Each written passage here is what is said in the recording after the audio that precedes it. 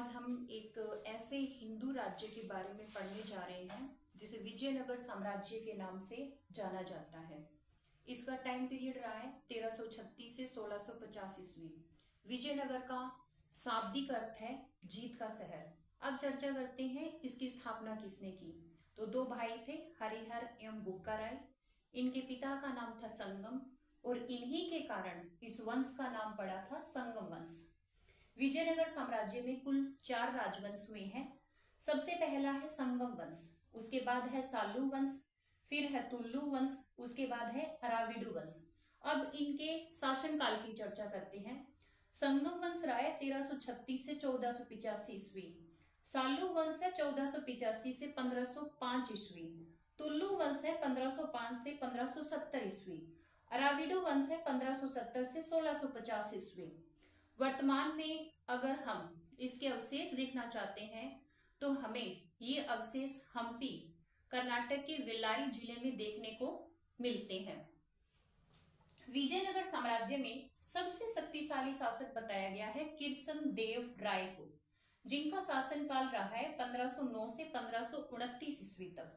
ये तुल्लु वंश से संबंध रखते थे। इन्हें अन्य नामों से भी जाना जाता है, जैसे कि आंध्र भोज, अभिनव भोज, आंध्र पितामह। बाबर ने अपनी आत्मकथा लिखी है तुर्की भाषा में, जिसे तुजुक ए बाबरी अर्थात बाबरनामा के नाम से भी जाना जाता है। और बाबरनामा में बाबर ने लिखा है कि भारत का सबसे शक्तिशाली शासक कोई है तो वो है किरसन देव राय। किरसन देव राय ने पुर्तगालियों के साथ घोड़ों की खरीद का समझौता किया। इसके बदले पुर्तगालियों को भटकल, जो कि कर्नाटक में किले बनाने की अनुमति दी। ये अनुमति दी गई थी 1510 में। उस समय पुर्तगाली गवर्नर थे अल्फांसो डी अल्बुकर्क और किरसन देव राय। उनके बीच कूटनीतिक संबंधों के तहत ये अनुमति दी गई थी।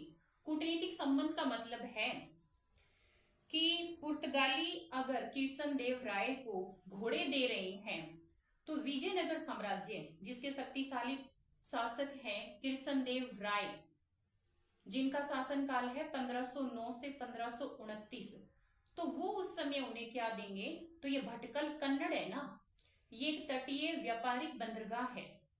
पुर्तगाली वहां से घोड़े भेजेंगे विजयनगर साम्राज्य में, और विजयनगर जो साम्राज्य है वहां से पुर्तगाली गरम मसालों का निर्यात करेंगे दूसरे देशों के साथ में।